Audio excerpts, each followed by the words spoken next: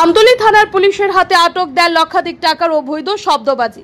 জানা গেছে, সোমবার সন্ধ্যায় আমতলী থানার সংলগ্ন বাইপাস সড়কে পুলিশের নাকা চেকিং এর সময় একটি 4 চাকার গাড়িকে আটক করে তাতে তল্লাশি চালে 10 কার্টুনে বিভিন্ন ব্র্যান্ডের অবৈধ শব্দবাজি আটক করে।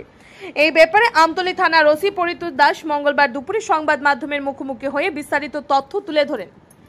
তিনি এদিন জানিয়েছেন, উদ্ধারকৃত অবৈধ শব্দবাজিগুলির আনুমানিক বাজার মূল্য 1.5 লক্ষ টাকা।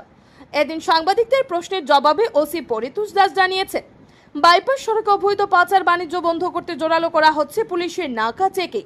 কোনো ধরনের অবৈধ পাচার সামগ্রী যেন বাইপাস সড়ক হয়ে না যেতে পারে, তার জন্য আমতলী থানার পুলিশ বিশেষভাবে তৎপর রয়েছে। ব্যুরো রিপোর্ট, আর.ই. ধর্মনগর। আমাদের প্রতিনিয়তই যানবাহন চেকিং চলছে।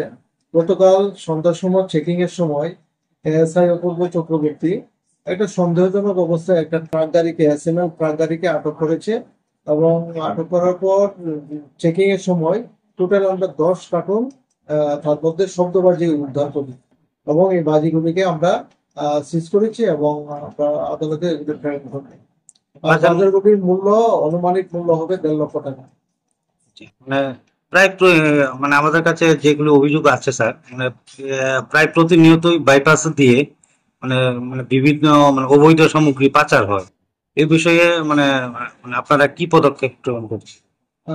আমরা প্রতিনিয়ত চেকিং আমাদের বাইপাসে চলছে এবং রাত্রেও আমাদের কন্টিনিউ চেকিং। আমাদের এখানে নাকা পয়েন্ট আছে, এখানে রাউন্ড দ্য ক্লক আমাদের চেকিং চলছে এবং বিশেষ করে রাত্র 10টার পর থেকে সকাল পর্যন্ত আমাদের এখানে চেকিং কন্টিনিউ আমরা রাখছি এবং আগামী দিনেও এই চেকিং আমাদের চলবে এবং আমাদের কাছে যখনই কোনো ধরনের খবর আসে এগুলিকে আমরা করার চেষ্টা